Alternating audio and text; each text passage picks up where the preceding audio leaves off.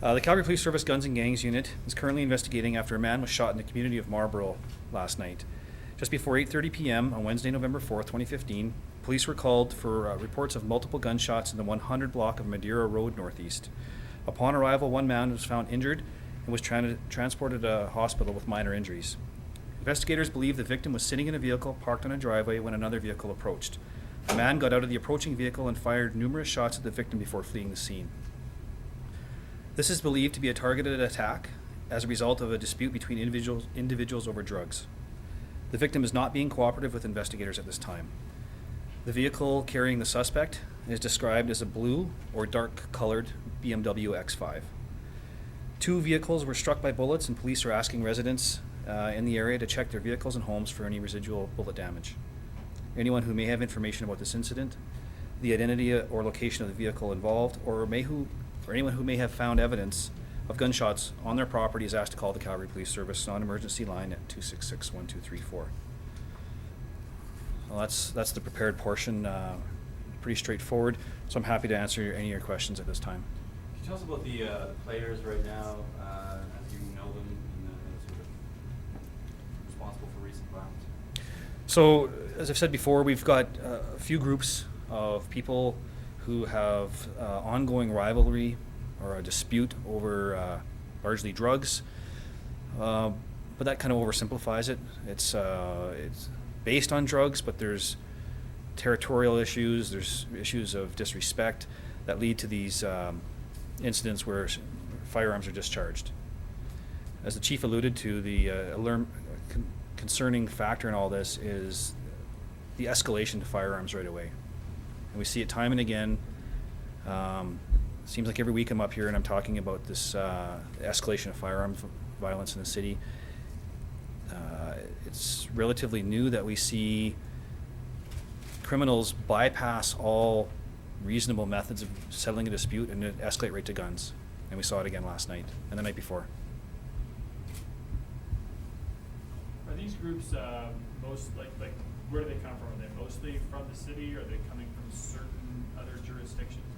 What's the kind of makeup? So a lot of them are from here, born and raised Calgarians. However, there's this complexity piece where we see people move across the country. They're here, they're gone, and then they come back. So not to sound elusive, but it is a very fluid group.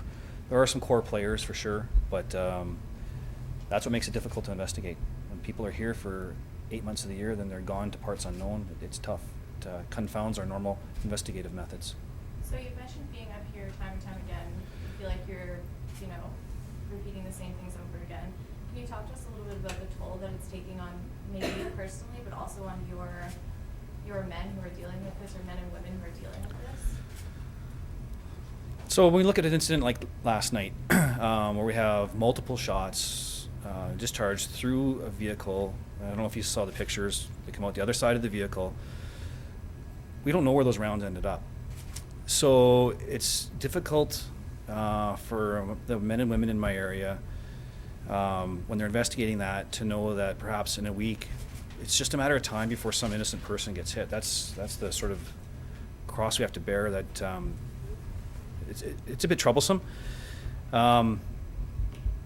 So, I guess on a personal level, it's frustrating, and I get angry about the fact that these people are so irresponsible and so evil, as the chief had mentioned, that they would just shoot one another in a residential area when people are tucking their kids into bed, reading them a bedtime story, and they have bullets whizzing through their nursery.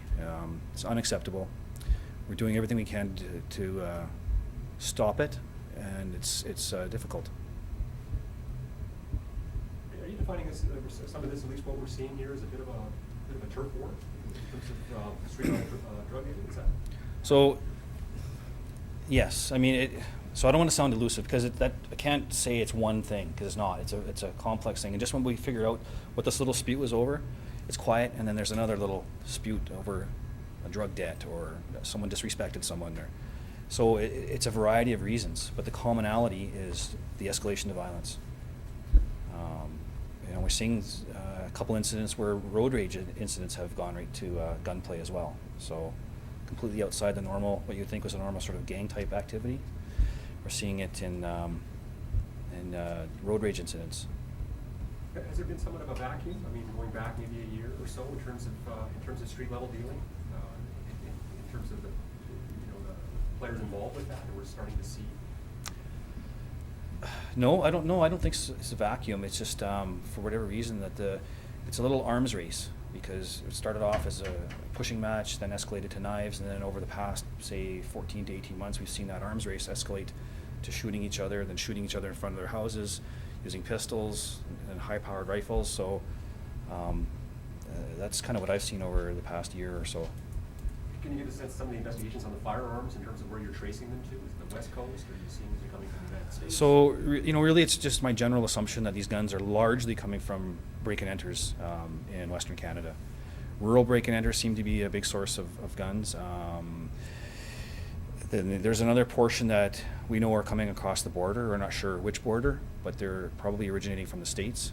And so they would make up sort of that 30 to 40% of the other firearms that we're seeing in our seizures. When you say border, do you mean the other border, like BC? Yep, possibly. They're originating from the States, and how they get across, I don't know.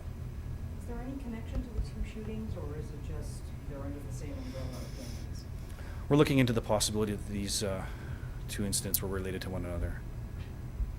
How many officers are in the Guns and Gangs unit, and do you feel you are properly prepared to deal with the escalation of the violence that we're seeing in Calgary? So to answer your first question, there's 18 detectives, and then there's a team of 6 constables and a sergeant that kind of do shorter term investigations. So your second question was, do I feel like I'm adequately resourced? I do. Investigatively, we want for nothing. We're well supported, and that goes right from equipment to analytical support to moral support from the executive. But it's just such a complex, as the chief alluded to, these investigations you can't wrap up in a shift. They take sometimes weeks, sometimes months. And then when there's one shooting and then another one, you kind of see where I'm going. And especially with, it's kind of one quadrant of the city.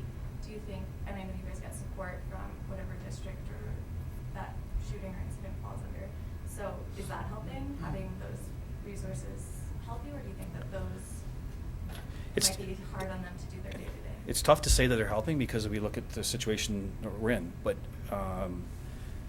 it could be a lot worse if we didn't have that support from Districts 4 and Districts 5 and the gang suppression team and a host of other areas that support us, that help us head off some of these violent acts before they happen. So those ones are difficult to capture statistically or numerically, but they're out there, and it wouldn't be successful without the frontline people working 24 hours a day to help us. The chief had mentioned that there's a strong relationship between what we see, some of the activity we've seen here and that corridor leading into the mainland BC. We've seen in the past a very strong relationship between players, in both areas and so on. What are you seeing now, especially in terms of those that are involved with this latest violence? Do you see that same kind of strong connection, or do we find that that's less a case over this last year or two? So I'm no expert on what's going on in the Lower Mainland, but I do sort of have a general sense that they're seeing similar spikes in gun violence in the Lower Mainland, specifically Surrey and I believe into Delta. So we're sort of behind them about a year or two in seeing that trend, and I've seen that throughout the past 15 years of my career, where a trend will occur in BC, then a year to two later we'll see that a similar trend in southern Alberta. But what I'm talking about is that coordinated gang cooperation we've seen before in terms of Lower Mainland BC and some of the gangs out here in Calgary. Are we still seeing that quite a bit? The cooperation between agencies, do you mean? No, between the gangs themselves. In terms Oh of yeah, it's I mean, Lower Mainland is a huge source of drug importation and firearms importation. So absolutely, the Lower Mainland is key to a lot of the drug type disputes that we're seeing here. New players on this end now, or some of the same people? Some of the same people, some new players. Again, very fluid. How would you characterize like the number of gangs and the nature of gangs today in Calgary as compared to maybe a decade ago, when we seem to have maybe two main gangs with a major rivalry? How has that changed today? Do we have more gangs? Are they more loosely or more better organized? So I guess the biggest thing that I'm seeing is we keep saying gangs, and I think that's an us word. It's easy for law enforcement and perhaps journalism to say that saying gangs is simplifying it. These people I think that they don't view themselves as gangsters. That's a handle we've put on them. They cooperate with one another for a brief period of time, and then they move on, they form other relationships. They're, I hate to say it, they're thrivers. They develop relationships with who they need for what they need, and once that relationship is no longer of value to them, they move on. And if that termination of that relationship ends in violence, so be it. On to the next one. The old days of blood brothers forever, all that, the signs, we're not seeing that in Alberta anymore. Any other questions? How many players are there, like, not active, but I mean, the ones you guys are really focused on? We're working with a list of about 50 people that we've sort of identified as high risk to society that we're targeting. But you wouldn't call, excuse me, leaders per se, just more Just high-intensity targets. violent, evil people that need to go to jail.